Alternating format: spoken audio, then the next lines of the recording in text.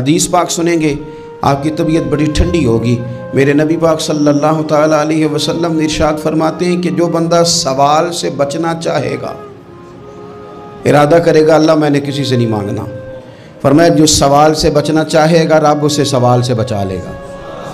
اور جو لوگوں سے بے نیاز ہونا چاہے گا، کہے گا یا اللہ مجھے دنیا داروں کا محتاج نہ بناؤ، اپنی بارگاہ سے عطا فرما۔ جو لوگوں سے بے نیاز ہونا چاہے گا اللہ لوگوں سے بے نیاز کر دے گا۔ اور فرمایا جو صبر کا ارادہ کرے گا اللہ اسے صبر کی توفیق بھی عطا فرما دے گا۔